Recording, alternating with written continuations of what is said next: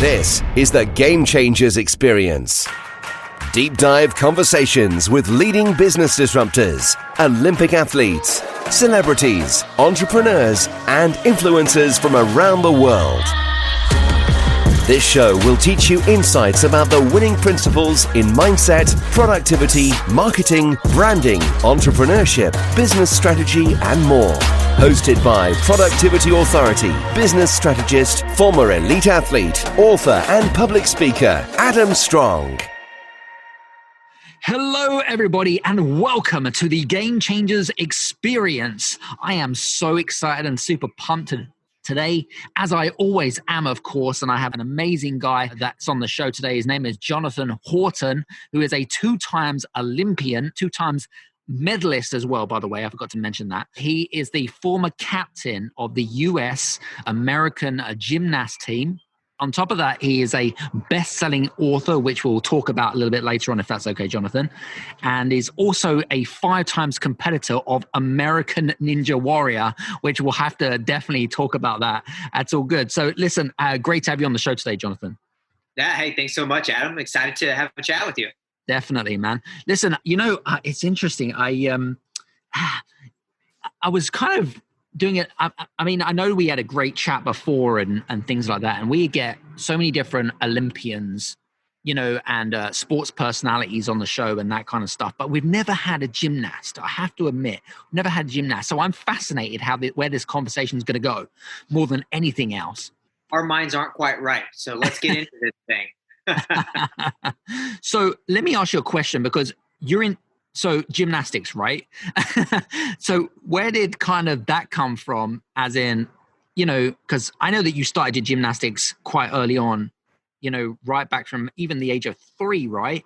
But when did it all kind of start from you, and why gymnastics? Yeah, so I'll tell you, the most ridiculous story of my entire career is actually how I got into the sport.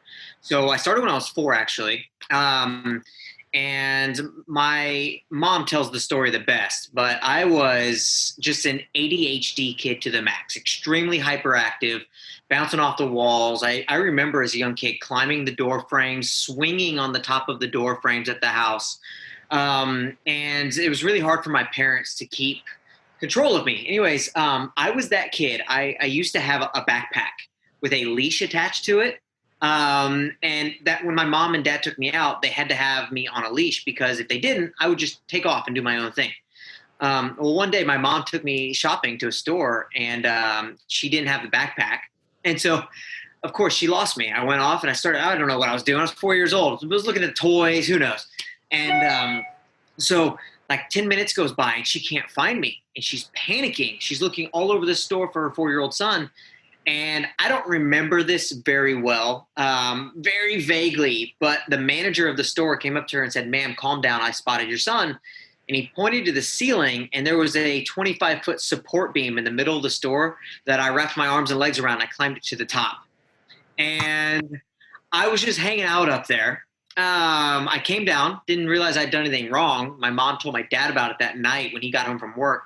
And both my parents were like, "Wow, our son is a freak." And they decided to put me in gymnastics the very next day. And to tell you the truth, they were under the assumption that I had some crazy, freakish talent. They thought I was going to be like a superstar. But to tell you the truth, I wasn't really very naturally gifted. I was just a little crazy and very hyperactive. I wasn't afraid of things. But when I started, I wasn't the prodigy that so many people think I was not the strongest. I wasn't the fastest. I'm a notoriously slow learner. But yeah, I mean, that's how I got into it. And it took many years before things started to click after that. Interesting. So started at the age of 4, right? I mean,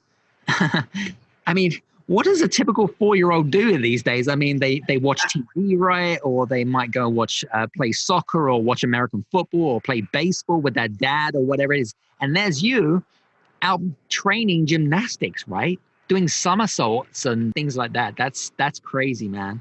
Yeah. And, I never played another sport. I never did another sport a day in my life.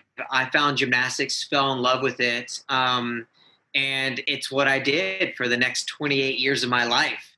I look back now and sometimes I'm like, man, I wonder if I could have done baseball or, anything else, but I'm not a man of large stature. I'm only 5'1". So, let's see, what is that in meters? I don't know. I know, we have a lot of listeners from around the world. We use feet and inches here in the US, but I'm not tall at all. And my parents are very small. And there's no way I could have done another sport. Gymnastics was the right thing for me. Yeah, you definitely wouldn't be any good for basketball. I can assure you for that one. No, I'm terrible. I'm so bad. What was I going to say? I mean, you started at the age of 4, and then obviously, as with any sport, you go through the career ladder, as I like to call it, right? But in terms of the peak of when you were training for Beijing and London and so forth, what did a typical day look like for your training? Yeah, well, I'll give you in the hardest years of my life training for the Olympics. So when I was getting ready for Beijing, I had a 2-year stint of every morning waking up at 5 a.m., hitting the gym at 6. I would train from 6 to 8 a.m. And then since I was a college student, I would go from my first training session to my classes. Those usually finished around 1 o'clock in the afternoon. Then I went back to the gym at 1:45 and I trained until 6 to 6:30. Then I was in the business school at the University of Oklahoma. My business courses were from 7 to 9. So my day started at 5 and didn't end till 9, but then I had to go home and study. And those were the hardest 2 years of my entire life, that kind of training, 5, 6, 7 hours a day, sometimes along with school. It was brutal, but it was worth it. It's what I had to do to, be able to accomplish what I wanted to accomplish. And there were a lot of guys that were, I thought, better gymnasts than me, but they weren't willing to do that kind of schedule. You have to have a special, I'm not saying that I'm, any better than anybody else, but you have to have the right mental fortitude to be able to get through a schedule like that. And I was able to survive it when a lot of people couldn't. Wow. I mean, it's interesting. I admire people like yourself who go through rigorous amounts of training on a daily basis that make those sacrifices in order to, I suppose, in order to kind of go towards success, because success means different things to different people, right? Now, you also, what I was going to say to you is that you also captained the American team in gymnastics back in, I think it was 2008, right? 2012? So 2012 was the only year I was the captain. Yeah, okay. So that was in London, which is amazing. But as a captain, right? Tell me about that role. And I guess, what are the skills that you learned? So for me, I never felt like I was this vocal genius that can throw out the right statement at the right time to get my team fired up and like, yes, let's go. I never thought I had the right words, but what I knew I had was a work ethic that could be followed. So I did, from time to time, I would say what I felt like was on my heart and mind to my team. But the number one thing that I thought I could do as the captain and the leader of my team was just outwork everybody and hope my team follows. And I really think that that's what happened the years that I was the leader of the team was I just always told myself I'm going to do more than anybody else, and people are going to try to keep up with me. I don't want to keep up with them. And I think that's why I was selected as the captain. My coaches and teammates saw that I had that work ethic. And I do talk a lot about my work ethic, not to try to brag, but I explain it to people all the time that I had to because I wasn't the most gifted person. I was a guy that I didn't win my first competition in gymnastics till I was almost 15 years old. Took me, a long time to kind of figure out like what made me tick in the sport, like what my niche was. And there was, like I said, there were so many people before me that were so much more gifted and talented, and I would see what they were doing and just make the decision, okay, if I want to catch them or beat them, I've got to outwork them. And that was always my attitude of, I always had this idea in my head that I'm so far behind, I'm never going to catch up, but I'm going to try. And that was the attitude that I took into my elite career also. Even when I was like the best guy in the country, I still felt like, okay, I know I just competed and became the national champion, but maybe it was a fluke. Maybe I'm still far behind everybody, and I've got to keep going. I've got to keep outworking everyone. And I think that is what carried me to the success that I had eventually on the international stage and as a leader of the team.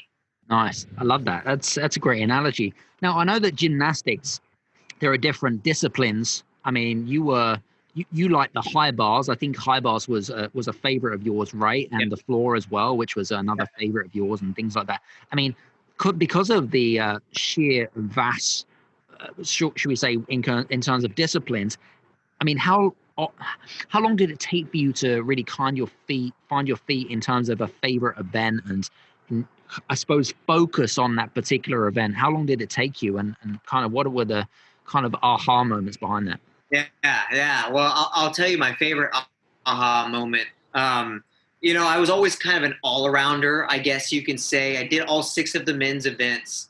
My weakness was the pommel horse. I was terrible on that event, but I was able to survive it. But another event that growing up I was just awful on and didn't have a lot of hope in was high bar, which eventually became my best event. It's the event that I won a silver medal on. But the aha moment that kind of changed everything for me, there was a skill when I was 13 years old. I used to love watching gymnastics on TV. I love watching like my heroes from the 90s and early 2000s. And every competition I could watch, I was just in the zone watching it. Well, there's this guy who was doing a skill around the high bar called a Kovacs. And a Kovacs is where you swing around the bar, you let go at the apex, and you do a double backflip over the bar, and then you try to catch the bar again. It's called a released element. And so a Kovacs, when I was 13, was known as like one of the hardest skills ever to be done on high bar. And I remember watching that as a 13-year-old thinking, I have to learn one of those. And so I went into my gym to go train the next day, and I told my coach I wanted to learn a Kovacs, and he laughed at me. And he goes, John, high bar is one of your worst events, and you realize a Kovacs is the hardest skill being done today on that event. Even the best of the best guys in the world may or may not learn that skill. There's only like a handful of people that can do it. What makes you think you can do it, John? And I was like, I don't know. You swing really fast, you let go and try to flip and see if you can catch it. And so that was kind of my like hyperactive, not being afraid of anything mind kicking in. And I remember he told me not to try it, and I went and tried it anyways. And make a long story short, there's a lot of more details in here, but I ended up learning a Kovacs in 2 days, and I was the youngest person in history to ever do it. Wow, that's amazing. And so suddenly I've got this crazy skill that only the best of the best can do. I'm 13 years old. Word travels fast around the country and the world that a 13-year-old learned one. And I was like, okay, I'm going to run with this. And I learned how to do like 4 or 5 different variations of it and decided to do this crazy routine with all the variations. It took me till I was in my 20s to perfect it. But then when I got to the Olympic Games, I nailed that routine, won a silver medal, almost got the gold. But it took just one thing, for me to discover I can do this even though other people can't. This is my niche. This is what makes me unique on this event. Right. And I never looked back. And I just took it and made everything that I could out of it. Fantastic. It's interesting because, we, as a lot of our listeners are entrepreneurs and business owners, and we talk about, certainly my message is around niching, right, into a certain industry or going after a certain clientele or avatar or whatever it is. You've kind of used sport as your kind of niche or niche, and how you kind of perfected it and things like that. I was going to ask you actually, because gymnastics is, you have tend to have should we say a panel of judges, don't you, where they score you for and things like that. I want to ask you because, it's really interesting in terms of the hours that you put in, whether it be the Kovacs or the high bars or whatever it is, right? How important was perfectionism as part of sport? Well, it's and did it kind of hold you back, or did it kind of like was it kind of a hindrance? Well, it's a love-hate relationship. That's for sure. That's what I was thinking. So I was very much a perfectionist, and what that did to me was it caused a lot of frustration. trying to be a perfectionist, because in a sport where a 10.0 is a perfect score and you never see a 10.0, you quickly realize, okay, I'm trying to be perfect, but I'm quickly seeing that this pursuit of perfection, I'm never going to get there. And it, like I said, it drove me insane day in and day out to try these skills over and over and over again. It didn't matter if I did it one time or a million times, I couldn't do it perfectly. And there was something that my coach told me growing up that hit me hard when I was training for the Olympics. As a young kid, I used to break down and cry. I'd be in tears as a kid trying to perfect things and realizing I couldn't do it. My coach used to always say, John, relax. I want you to understand that in life, you're only going to be perfect 1% of the time. And I actually write about this in one of my books, the 1% moment. And, it's like we always want to be perfect, but it's unrealistic. But then every now and then life gives us that moment of perfection. And I never got it until the Olympic Games in 2008. I had my 1% moment. Because in 2008, I had a perfect competition. I did something that I've never seen anybody else do. I nailed all my routines. I stuck all of my landings. I had a perfect day, not a single mistake. And it was the only moment in my 28 years of the sport where I had a perfect day. And so, perfection was something that I aspired to get to. But at the same time, it hurt me in terms of frustration, but I had to grow in that and learn, okay, this frustration isn't helping me. I have to pursue this and not let it end my career by realizing I'm not perfect every day, because that's not possible. It's interesting. I really wanted to kind of go in deep with that, because, a lot of our entrepreneurs and business owners and a lot of the perfectionists, as I say, listening right now, right? I teach about the fact that there's no such thing as perfectionism, right? And even though you were kind of in a discipline or a sport, which was, it was all around perfectionism, and you kind of highlighted the fact that you just need that 1% day for it to be perfect. But I love that, because that kind of really, I hope that for you guys that are listening, by the way, I hope that really kind of helps you, whatever that you're doing right now, whether it be read a book, write a book, complete a course, complete a project, any of those things that are holding you back. And, it's interesting, John. So it's amazing how many conversations I have with business owners and entrepreneurs. And then, so I was speaking to a lady the other day, right? And she's like, yeah, so I've been writing a book. And I was like, okay, cool. So she'd been doing for like 2 years. And I was like, why haven't you got it published? Oh, it's because I'm rewriting it and I'm like, are you 80% happy with it? She went, yeah. I went, get it published. Yeah. So it's interesting. There's no such thing as perfectionism. I love it. Well, and yet that kind of stuff can drive you crazy, thinking, all right, this has to be perfect, instead of, it's like you meet a lot of social media people, and what do they say? They say content is king. All you're trying to do is create content until you get that perfect content that blows up your career. And I think that's what we have to do as athletes, as entrepreneurs. For me, I had my 1% moment of perfection at the Olympics, and my career took off after that. And I can carry that moment into everything else that I do in my life. And so it's a perfect example with the book. Write the book, publish the book, get it as good as you can, but don't dwell on it too much. If you like it, get it out there and start another one. Love it. And hopefully you're going to nail it. It's just how it works. 100%. I wanted to ask you, and this is kind of, again, relevant to gymnastics, kind of going back into that, but I was always fascinated around the pressures of the sport, because, you get those petite Chinese gymnasts, by the way, I'm not being biased, by the way, by any stretch of the imagination. Yeah. You kind of, and they get younger and younger every year, and they have these petite bodies and things like that. But was there a lot of pressure in the sport, and how did you deal with that? So women's gymnastics and men's gymnastics are basically two different sports. People don't realize that, though. The women experience much different pressures than the men. Things are starting to change a little bit. Back, years ago, there was a lot of pressure on the women to be very small and thin and light. We're discovering now that kept the female gymnasts from gaining the kind of power that they should have. Because it was much more of an artistic sport years ago, where that slim, like ballerina body was really important. Not so much anymore. Now you see these very fit, strong, athletic women. So those pressures are kind of gone on the women's side. We never really had that on our side. The pressure for us is consistency. Especially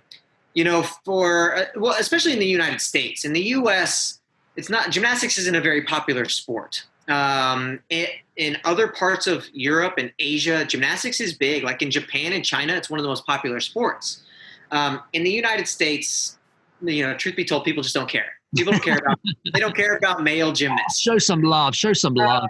And so our pressure was we don't have a lot of guys that do it or make it to the elite level, but the guys that do, we have to be on our game if we want to be even in close contention with the rest of the world. So you get, a group of maybe 10 elite male gymnasts, and if we're not on our game 24/7, 365, the United States struggles. We don't have a deep pool of athletes. Okay, this guy's not on his game. Let's grab another one. Oh, let's grab another one. Like in China, they've got like hundreds of elite level male gymnasts. So the pressure is always very heavy, whether it's a big or small competition. And for me, that used to really eat me up when I was a kid. I used to always try to, I was a very anxious competitor because I wanted to do well. I wanted to have every competition, I wanted to be the next best one. And when I realized that I had to embrace that I was an anxious competitor instead of trying to eliminate that. When I finally embraced it, I was able to turn my nerves into adrenaline. But that took a long time. I didn't figure that out till I was probably 18 years old. And that's when my career really kind of took off, when I just accepted who I was and prepared for it. It's like I started making myself train nervous so that I knew how to compete nervous. And it made all the difference in the world. Interesting. Really, really, really fascinating. I was going to ask you actually, because, we mentioned earlier on about you being the team captain and things like, in fact, no, hang on a second. I want to go back to what you just talked about, which is how important as an athlete was you mentioned about getting in the zone. What does getting in the zone mean to you, and how can a lot of our listeners get in their zones? Getting in the zone to me is simple. You take any distraction, all distractions, and you eliminate them from your life for the moment that is important, that you're up against. So I did that so much so that when I was at the Olympics, I wouldn't talk to my parents. I wouldn't talk to my fiance at the time. She's now my wife. I was there with my 5 other teammates, and there was nothing else that existed in the world. I had a mission, and I had to accomplish that mission. And so it didn't matter what was going on back home. It didn't matter what was going on around me or any distractions in the Olympic Village or whether I felt like I was hungry or not. Like I just blocked it all out of my brain. Didn't matter that there were 40,000 people in the arena and 1 billion people around the world watching. I was there one skill at a time, one routine at a time, to do what I had trained my whole life to do. And I think that that's what being in the zone is it doesn't, you have to take all of the things that can sometimes weigh us down and go, okay, for this one moment, I have to just wipe it away, focus on what I've been training for my whole life. Yeah, it's fascinating. I love that analogy, by the way, because if you're a speaker or you're a business consultant, whatever it is that, in terms of your business, I think what you've described there, John, is an amazing analogy about getting in the zone, because I'm a real big fan of it myself. I mean, I practice it a lot of the time and that kind of stuff. You just have to block out those distractions, man. There's so much going on in the world, right? It's hard to do. It's very hard to do. I mean, it's easier said than done. It's something that you have to practice. And there was a sign at the United States Olympic Training Center. Right when you walk into the gymnastics facility, there's a sign above the gym. Very simple. Says, if you're going to be in the gym, be in the gym. That's all it says. And it's one of my favorite signs in the world, because it all that means is when you're here, there's nothing else that matters. Like, you are here to focus and train and compete for Team USA. And I always remembered that, and I still remember it now. When I'm working, if I'm working on a project, if I'm writing a book, when I set aside 30 minutes to an hour to whatever I'm doing, Like, if I'm going to do that, I'm going to do that. Like, I'm not going to do anything else. I'm not going to be distracted.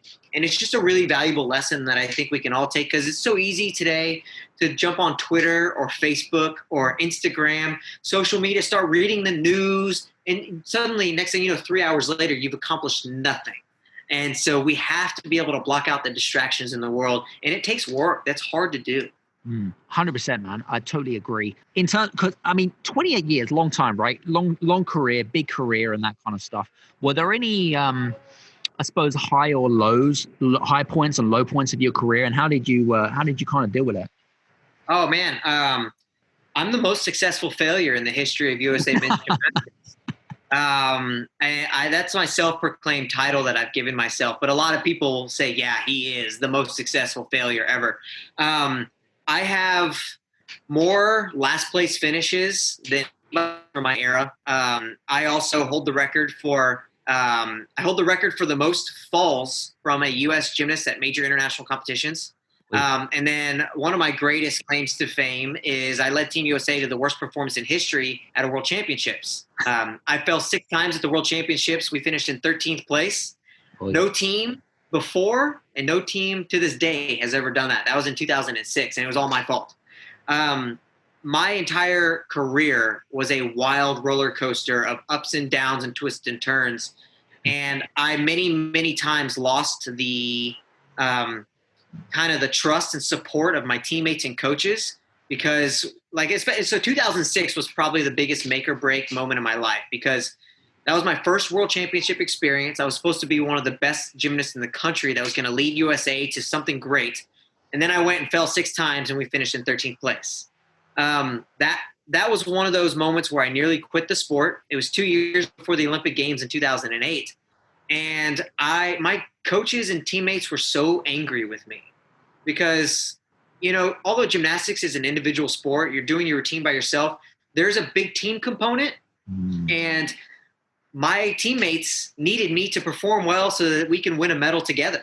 And when I didn't do my job, I let everyone down. And I didn't think that I was going to have a shot at making the Olympics 2 years later because of that experience. It was kind of one of those moments where I was like, okay, this is as far as I could go. Like, this is it. I got to the World Championships. I bombed. My career's over. I should just walk away. But, there was just this little voice in the my head that was like, no, John, you're going to keep going until this is over, until you got nothing left in your body. Luckily, I won the Olympic trials in 2008, locked on to the Olympic team. But still, when I got to the Olympics, people were like, oh, shoot, is Horton going to is he going to bomb again for Team USA? People were really nervous. And so when I went and had the greatest day of my life, I really think it was because of that 06 moment. It was because of all of the horrible times that I had in my career, because without them, I don't think I would have worked as hard as I did. I think that had I just had kind of one of those careers where I always had decent competitions, kind of mediocre, I would have never had those extreme dips, hit rock bottom, and those extreme highs. I think the most successful people in the world have extremely highs and extremely lows. It's just how it works, but you become better from the lows. Yeah, it's interesting. I was actually having a conversation with a good friend of mine today. We're actually talking about our entrepreneurial journey, right? And it's exactly like that, right? You go on this roller coaster ride. It starts off you get these kind of little tiny bumps, right? You get these tiny bumps, and then as you progress throughout your career, those highs and lows get larger and larger, right? Yeah. And it's simple. It sounds exactly like your career right now when you talked about the World Championship and you got to a massive low, then you come up to a massive high, right? With the Olympics back in 2008. I mean, that's pretty fascinating. But, guys, we're all on the journey, by the way. Yeah, I got to give you one more of my favorite stories, because even this story blows my mind. So my first major competition, I was 11 years old, and it was called the Future Stars National Championships. It was for 11 and 12-year-old kids. 50 of us got to go to a competition, and the top 15 were going to make kind of the first level of the national team in the United States. And I was super excited to be there. Definitely thought I had a shot at being in the top 15. Well, performed on my first 5 events, and I was in the top 10 going into the final routine, which was pommel horse. I told you pommel horse was my worst event. So my coach told me I was in the top 10, one routine to go. I ended up going to the pommel horse. I fell 6 times, kind of like at the World Championships, fell 6 times, but on one event, I scored a 1.9 out of a 10. And because of that final routine, I finished in dead last. I got 50th place in my first big competition. But the craziest part of this story, out of all 50 of those kids, only one of them eventually went to the Olympics twice and won 2 medals. And that was the kid that started in dead last. So I always tell people, I began my career the worst kid in the country, and I finished my career the second best gymnast in the world. And so it was, again, just another kind of picture of what my sporting career was like and what I think so many entrepreneurial journeys are. I've met so many entrepreneurs that they quit after the first year because they're still at rock bottom. They want to be successful, but they don't give themselves a shot to come out of that rock bottom. They don't stick with it long enough to see what they're capable of. You've got to give yourself enough time in it to recognize the possibilities. Yeah. If you don't stick in it long enough, you don't get to see the possibilities. And that's what I was fortunate enough to do in gymnastics. I started in the last place, but I was like, oh, well, screw it. I'm going to keep going anyways. And eventually I became an Olympian. So I think I tell that story to a lot of entrepreneurs, and I see the light bulb go off as I'm saying it. I think it's fantastic. I mean, it's interesting, right? What's interesting, it's a bit like being in a boxing ring, right? And the more times you get hit, right, the more time you go to the ground, it's when you get up and then you keep getting up and you keep getting up, right? It's exactly the same thing, right? Yeah, no, absolutely. And eventually you get up and you take a swing and you get a good hit on the other guy, and they drop and you gain momentum. So I love that analogy. It's all about waiting to find your momentum, and everyone can find it if they stick with it long enough. Again, it's a mental fortitude. It's a tenacity to keep moving forward. Yeah, totally agree, man. I was going to say, you've got a best-selling book. Tell us about your best-selling book, and there were 5 key takeaways that within that book. What was the title of the book again? So I have 2 of them, actually. I'll tell you about the first one. The first book is called If I Had Known. Right after I retired, I had a guy from Sports Illustrated called me, wanted to interview me and ask me about my career. And he asked me at the end of the interview, he said, so John, if you could go back and start your career over, what do you know now that you wish you had known then that you would tell yourself? Right. And I was like, that sounds like a great idea for a book. So I actually started writing all of these things that I wish that I could have told my younger self. And so I wrote that. It's really just for ambitious younger people. If you're an athlete, that's what that book's for. My second book is my autobiography. It's like my whole life story from start to now, how I got into gymnastics, a bunch of little stories here and there, how I met my wife, what college was like, what American Ninja Warrior is like. So just kind of detailed stuff about me. That one was way harder to write, by the way. Anytime you try to put your life down on paper, it's really challenging, and I discovered that.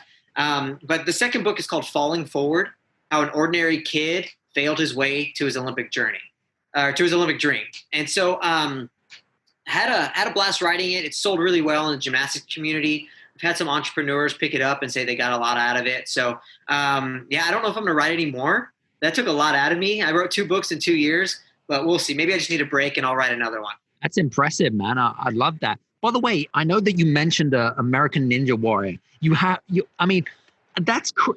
watched that program so many times, and I just think to myself, where are these people coming from? They're like Spider-Man or Spider-Women. I'm like, how did you get into that? I mean, was that like after your gymnastics career, you're like, oh, okay, I'm just going to go and participate in American Ninja Warrior because they just fancy it? No, actually, back in 2013, after my second Olympics, I'd always been a fan of the show. I watched it religiously, just loved it. But I'll tell you the honest truth. I watched it very arrogantly. I was so arrogant and cocky, thinking these people are awful. How are they falling on these things? That's insane. If I ever got on that show, I'd win the $1 million grand prize, no problem. And my wife always was like, okay, so go do it. And I was like, okay, fine, I am going to do it. So I applied for the show and I got on, and I took the hugest piece of humble pie my first year on the show. because I got on, and what's really ironic is I fell on an obstacle, the 5th obstacle on the course, called the ring toss. And at that very moment, I was the 7th best gymnast in the world on the rings. And so just awful. So I couldn't believe I went down. But then I was super determined to come back and keep giving it a shot. So now 5 years later, about to go into my 6th season. It's so much harder than I could have ever imagined. These athletes on the show are incredible. They train hard. And anybody that watches it, that thinks that looks crazy hard, you're right. It is. I was going to say to you, the training must be very different for American Ninja Warrior compared to the gymnastics side of stuff, right? Because there must be a lot of strength and balance and agility and things like that, right? Yeah, so a lot of the same skills that you need in gymnastics are also required in Ninja Warrior, which I think is one of the reasons that I have had some success. But the big difference to me is the mental approach to Ninja Warrior. The thing that you can't do, like in gymnastics, you create a routine and you train the routine, you do it over and over and over again, and then you just have to go compete and hope you don't make a mental mistake. In Ninja Warrior, we don't know what the course is going to be. We're not allowed to practice on it. And what we see on TV is our first time trying it. Wow. And so you step up at the start of the obstacle course, and it's like, okay, never done any of this. I know I'm in good shape. I know I've got good endurance. I've got good balance, but I have no idea if that's going to actually work on this course. And for me, the big challenge is when I don't know what I'm up against, I tend to hold back a little bit. The best competitors on the show are the ones that go, forget it. If I fall, I fall. I'm just going to go all out. Right. And that's really kind of helped me, kind of look at things different in my life, especially Ninja Warrior. I've learned that, okay, I don't know what I'm up against, but if I hold back, I know I'm going to fall. And I've learned it's just a completely different mental approach, but it's very different than gymnastics, but it's a blast. I love it. It's interesting because with gymnastics, you talked about perfectionism, the love and hate relationship, but then Ninja Warrior is like, well, you have to throw perfectionism out the window completely because you just don't know what you're actually getting yourself in for, right? Yeah, no, totally. And there's no judges in Ninja Warrior. That all I have to do is get from one end of the course to the next. And so it's just like, all right, you got an obstacle in front of you. Doesn't matter how you get through it. You just got to get through it. It doesn't matter. And, it's just a totally different mental game than gymnastics. And so it's, I don't even know how to explain like what goes through my brain at this point when I'm up there, but I'm just like, all right, I'm going to go as fast as I can. I'm going to attack this obstacle. I know that I have to throw myself from this side to this side. I don't know how far that is. It could be 5 feet, could be 10 feet, could be 15, but I'm just going to go big. And it's like you either go big or you land in the water. It's 50-50 shot. You might as well go big. I think that show was, did you ever watch a show called Endurance? Did you ever watch that? I don't think I've heard of Endurance. Okay, Endurance is basically it's Japanese, right? And they have these different obstacles. So they'll have 100, 200 people start off at the starting line. And they might have, for example, the participants might have to run up a hill, but then there's all these massive, huge balls going down and then they've got to kind of swerve in between. And then people when they get knocked over, you're out, right? And so there's different ones I don't know, for example, there'll be if you're in a rowing boat and you've got a laser beam and you've got to try and hit the target and stuff like that. It's so funny. I was kind of thinking maybe Ninja Warrior was off the back of Endurance. Yeah, well, have you ever heard of Sasuke, which is the original Ninja Warrior in Japan? No. So in Japan, that's where Ninja Warrior started, and the show is called Sasuke. And it's been around for 30 seasons now. And it's one of the most popular TV shows in Japan. And so then we brought it here. Now we've had 12 seasons in the United States. So those kinds of shows are very popular there. I love it. It's fantastic. It's very cool. So I was going to say, your book is Falling Forward. And your first book was called? If I Had Known. if I had known. That's cool. So guys, listen up, right? I hope that you've enjoyed some of our conversations, by the way, between me and John. And I hope that you've taken some great takeaways for you in your business and, in your entrepreneurial journey. Hey, John, I just want to say thank you so much for being on the show. This has been so awesome listening into your stories.